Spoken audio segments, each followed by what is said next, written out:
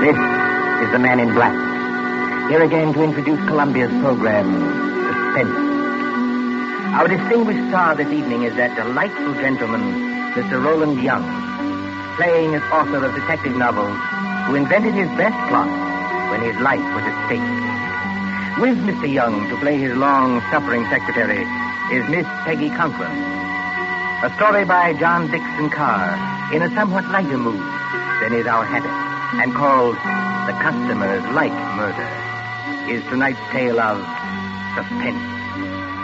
If you've been with us on these Tuesday nights, you will know that suspense is compounded of mystery and suspicion and dangerous adventure. In this series are tales calculated to intrigue you, to stir your nerves, to offer you a precarious situation, and then withhold the solution until the last possible moment. And so with The Customer's Like Murder and the performance of Roland Young, we again hope to keep you in suspense. On a hot summer night in a village on the east coast of England, a famous writer of detective stories is dictating to his secretary.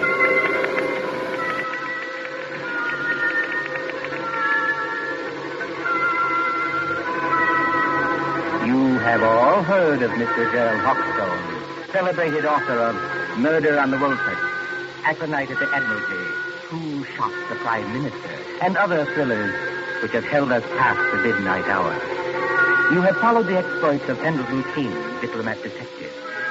Gerald Hawkstone lives quietly at Deal with his friend Dr. Roberts nearby in case he should need medical knowledge. And his pretty, if somewhat pert Canadian secretary, Miss Patricia Phillips. Gerald Hawkstone would be a happy man, even in wartime, if it were not war. You got all that, Miss Phillips? Yes, Mr. Hawkstone. Good. New paragraph. Yes, Mr. Hawkstone. At the head of the great banqueting table, comma, the Lord Chief Justice staggered to his feet, full stop. His face was a ghastly whitish color, and his eyes had become glassy. Is he drunk, Mr. Hawkstone? No, Miss Phillips, the Lord Chief Justice is not drunk. Sounds pretty cockeyed to me. For your information, Miss Phillips, the Lord Chief Justice has just been poisoned with curare because he discovered the identity of the master criminal. Is that clear? Yes, Mr. Hawkstone. But I wish you wouldn't do it. Do what? Well, in the last 4 books, Mr. Hawkstone, you have shot the Prime Minister, killed the Lord Chancellor with an axe, poisoned the Home Secretary, and blown up the First Lord of the Admiralty. Why don't you stop picking on the poor government and murder somebody else for a change? The Lord Chancellor, Miss Phillips, was not murdered with an axe. No, Mr. Hawkstone? Definitely no. He was beamed with the Great Seal and found dead on the Woolsack. And there's another thing, Miss Phillips. Whether you talk like this because of a dense vacuum in what we will charitably call your mind... Really, Mr. Hawkstone? Or whether you are really making out what you might define as hot cracks, I don't know. But I don't want any more of it, do you hear? Just as you please, Mr. Hawkstone. Oh, Lord, where was I? His face was a ghastly whitish color, and his eyes had become glassy. Sounds like me. All right. A single choking cry escaped his lips, comma, and his body crumpled to the floor, full stop. New paragraph. With one swift stride, Pendleton King had reached the fallen man. He can't have done that, Mr. Hawkstone. Who can't have done what? Pendleton King. What about him? Well, on the last page, you had him sitting at the foot of the table. So he can't get there in one stride, unless you want him to sail across the room like a kangaroo. There are times, Miss Phillips, when I should like to poison you with curare and dance on your grave. I was only trying to help. All right, change it, strike it out. With hardly a second's delay, how's that? Comma. Pendleton King had reached the fallen man, full stop. New paragraph, quote. I feared it, comma, close quote, he muttered, full stop. Quote. Note the rigidity of the muscles, exclamation point. Note the characteristic odor of curare, which... that won't do, Mr. Hawkstone. Why not? Curare hasn't got any odor. Now, there, Miss Phillips, you've really gone too far. But I can't help that. It's true. If you will permit the small vanity, I am noted for the correctness of my medical knowledge. Who is murdering the Lord Chief Justice, you or I? You are. But you might murder him properly. Curare hasn't got any odor. I say it has. And I say it hasn't. Listen, Miss Phillips. I propose to settle this rather childish dispute by going next door and asking Dr. Roberts. Will that convince you? Sir Rory hasn't got any odor. And anyway, the Lord Chief Justice wouldn't be mixed up in any such silliness as this. Silliness, eh? Yes, I said silliness. Read your evening paper. The Lord Chief Justice is sentencing some American gangster who got involved in a robbery over here. That's the sort of thing he really does. You're very fond of these gangster reports, aren't you? Yes, I am, because they're real. Real? Fa! Don't you say fa to me. I was merely remarking, Miss Phillips, that with your usual ingenuity, you sidetracked the argument. I am going to see Dr. Roberts. That's not necessary, of course. My own knowledge of poisons is as great as that of any doctor. Dr. Fa. And finally, kindly don't say fa to me, either. When I return, Miss Phillips, I hope to find you in a better frame of mind. Please observe that I, at least, have been able to keep my temper. Excuse me. All right. Go on. See if I care.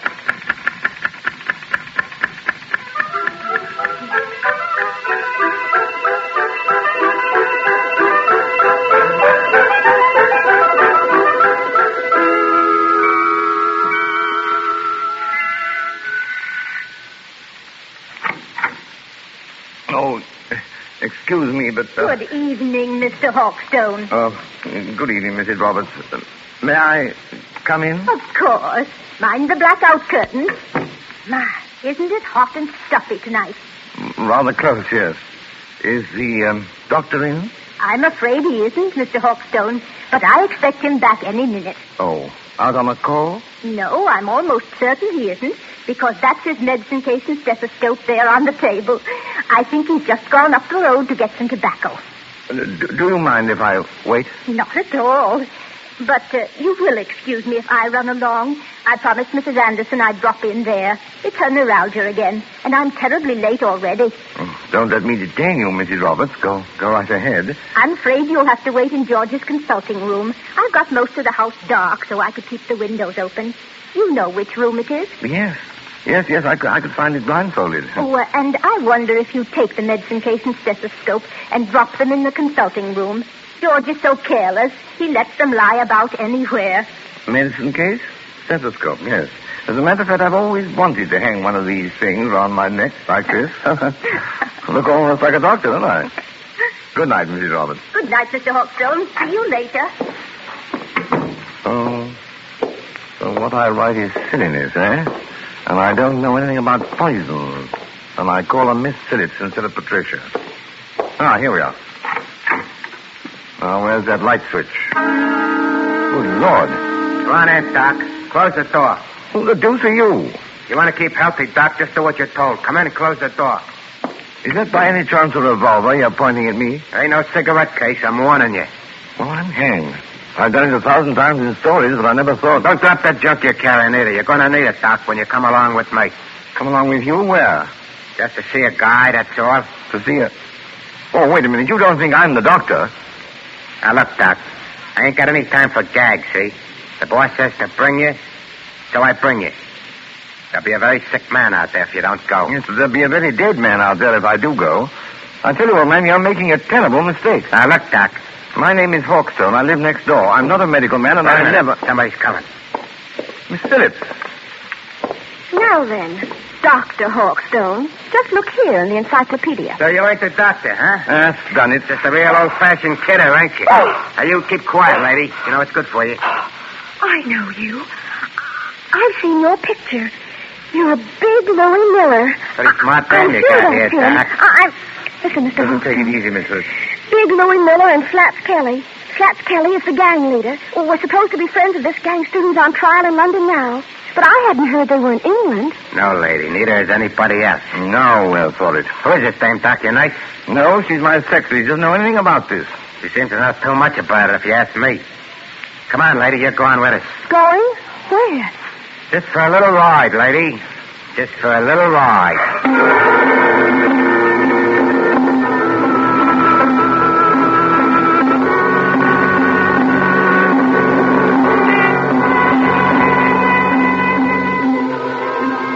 Far out from the village, in flat and miry swampland where pools of stagnant water gleam under the moon, stands the old Rutherford house.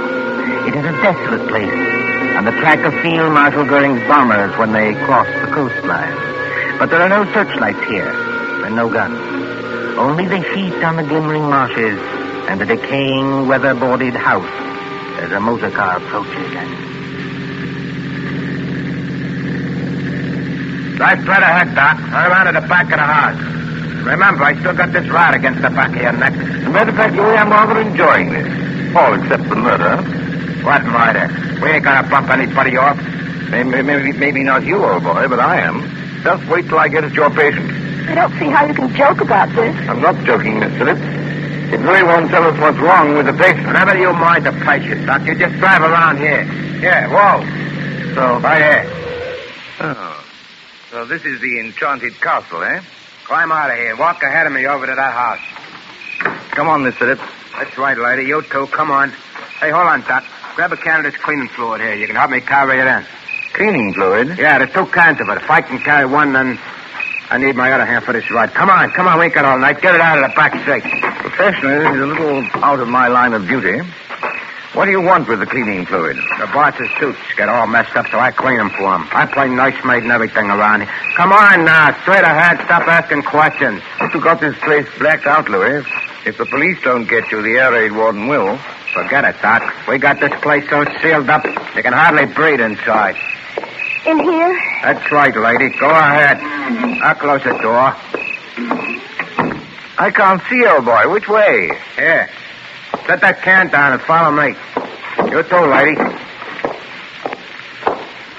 Right here, with the curtains hanging over the door. Now, I want you to meet the boss.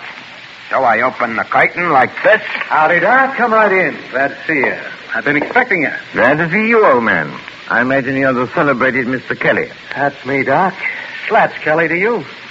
Glad to see you taking this nice and friendly. Louis, what's the idea of bringing in the dame? I couldn't help it, boy. Oh? She's as nice, see? She was with him, and she knew who I was. She did, eh? I don't know anything. All I want to do is to go home. That's all right, sister. You'll go home all nice and friendly. As soon as I've had a little talk with the doctor. A talk about what? Well, we're not what you might call comfortable here, Doc. Well, we've got flashlights, and canned food, plenty of liquor, portable radio that works on a battery. Then we manage to get along. You know what I mean? I said a talk about what? Well, that's it. That's what I'm going to tell you.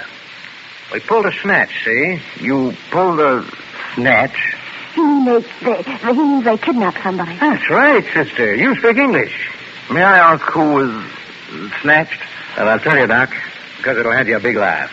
The guy we snatched was the big shot you call the Lord Chief Justice. You snatched the Lord Chief Justice? We sure did, Doc, and his clerk, too. They're in the room right over there. Such a trap, Louis. I didn't mean nothing, boys. I was only Did trying... you hear me say such a trap? Okay. But look here, what was the idea behind this snatch? Well, I'll tell you, Doc. We got a pal, see? Well? Dominic Forelli, his name is. He's up on a grand larceny rap, and Forelli don't like grimy jails. He don't like them at all.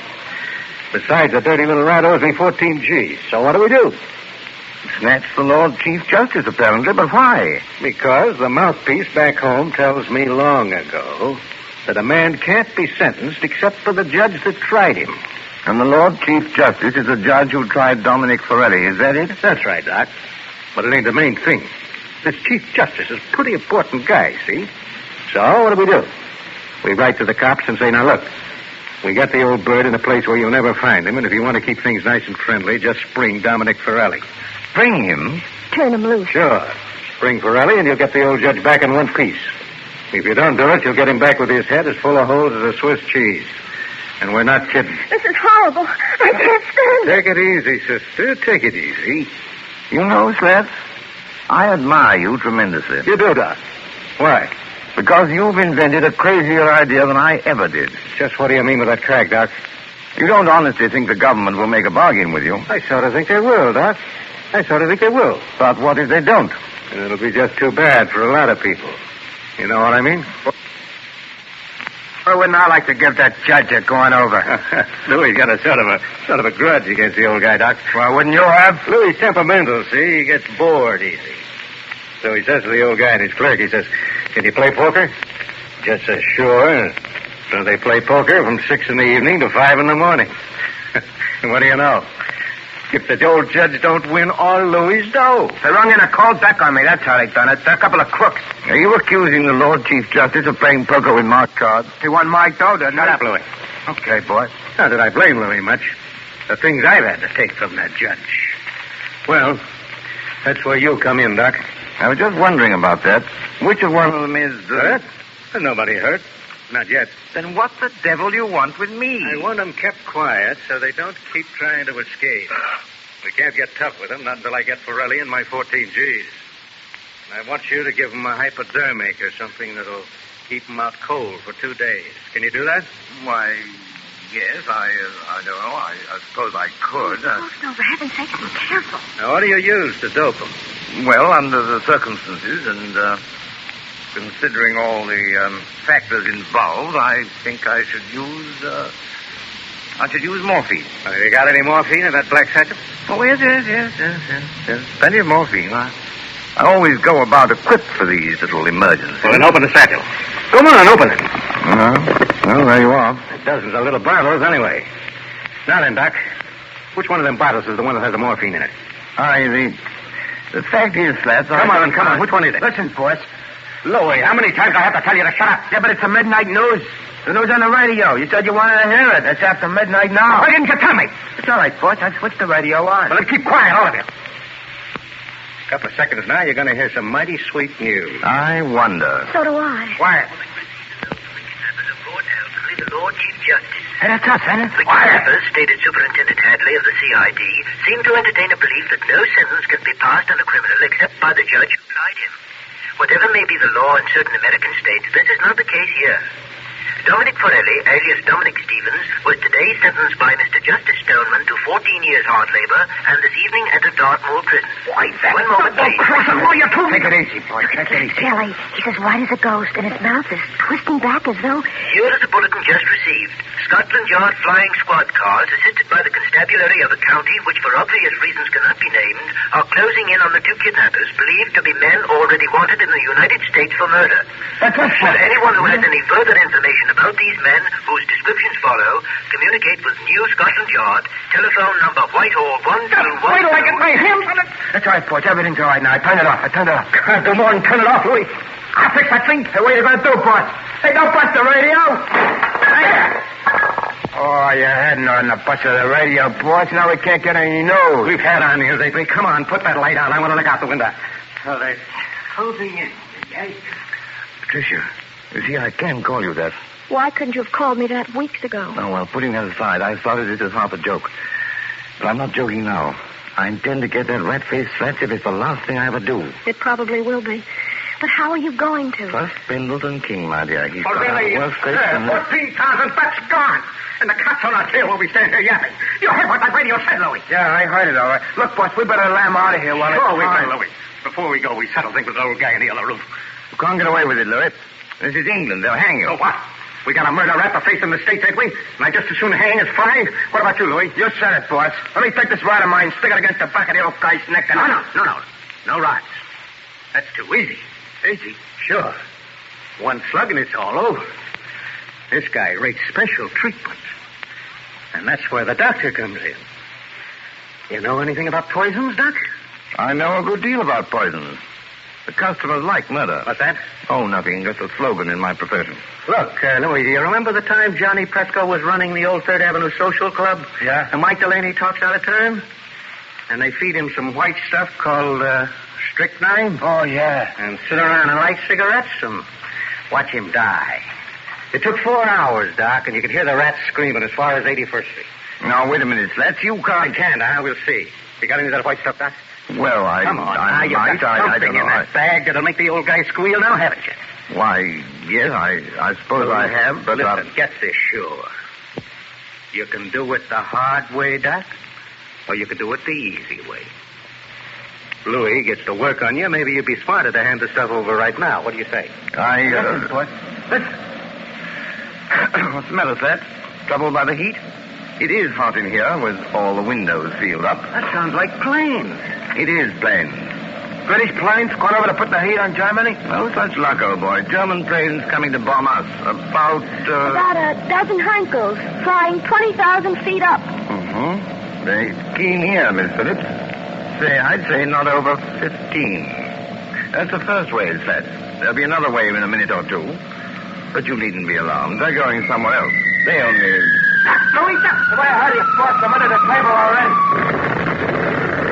Only a little visiting card set and fully a quarter of a mile away. Pull out that light, Why Louis. bother? Pull that curtain back off the window. Yeah, but what's it? See what you can see. Okay. Do what I tell you, All right? All right.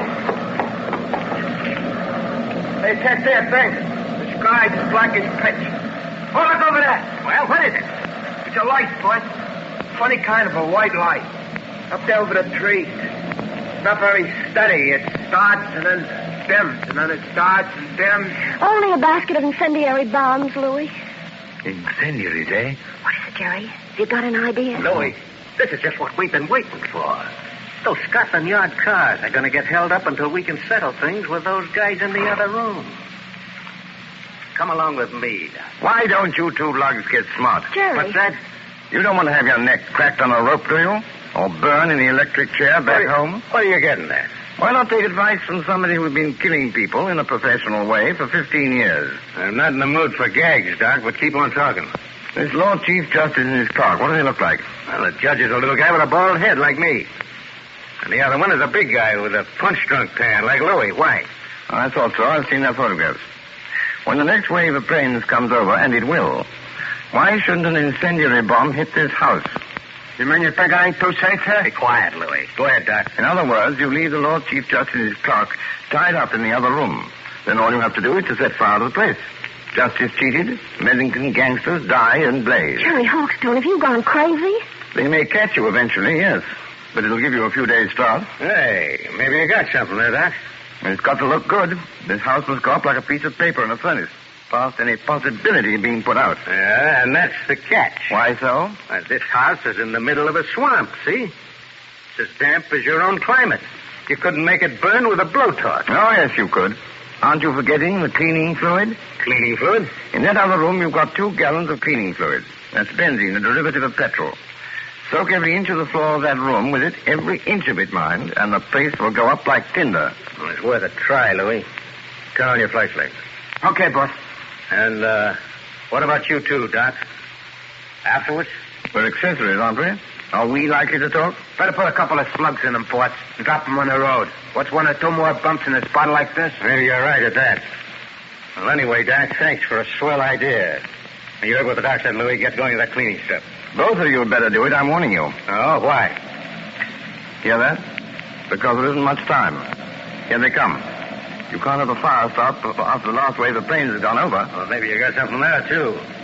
But I'll just take a little precaution first. What are you going to do? These are handcuffs, sister. 2 of the neatest pair of cuffs we ever swiped off a dumb cop. Now, I'll just lock your arms around the back of the chair, like this. And the doc's arms around the back of his chair, like this. And we'll get going. Come on, Louis, through the curtain. Okay, I'm coming, boss. Bye-bye, Mr. Hawkstone, and your lady fun. Be seeing you in the funny papers. Go in the morgue.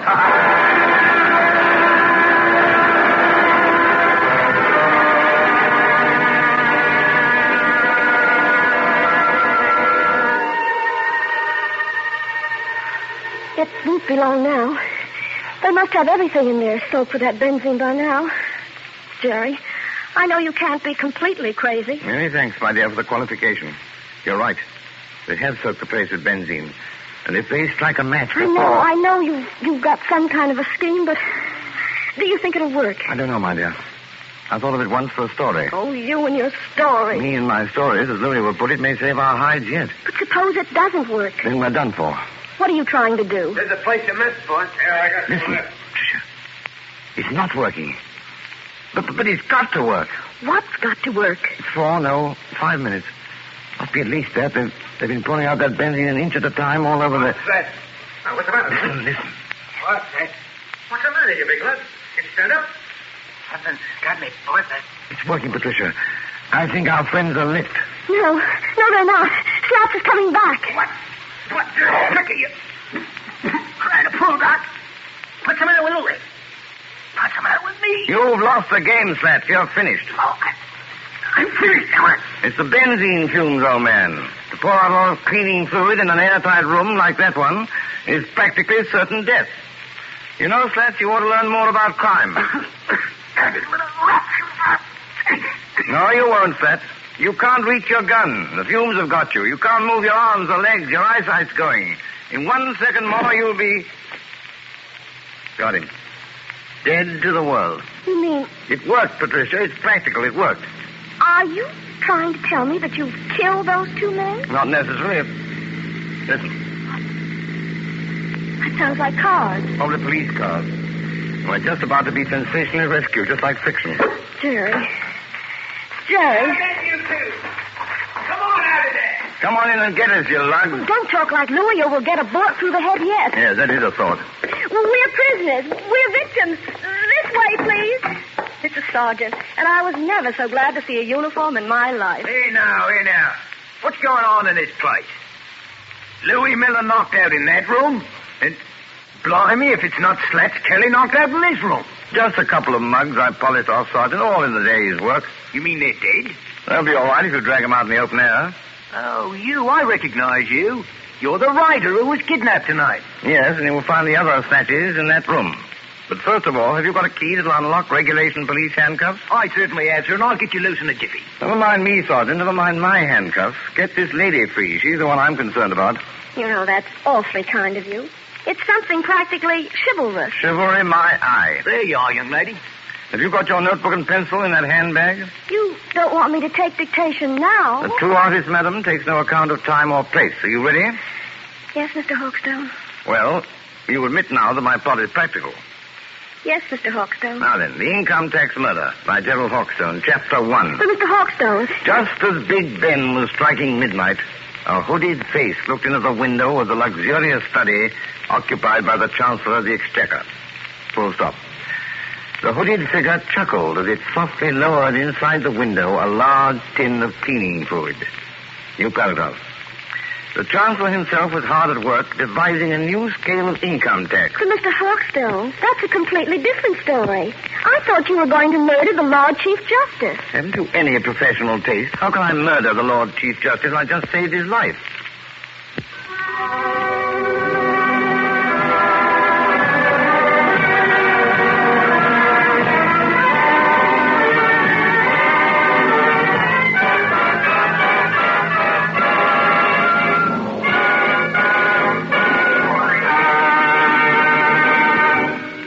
And so ends The Customer's Light Murder, starring Roland Young with Peggy Conklin. Tonight's tale of suspense. This is your narrator, the man in black, who conveys to you Columbia's invitation to spend this half hour in suspense with us again next Tuesday, same time, when our story will be The Dead Sleep Lightly.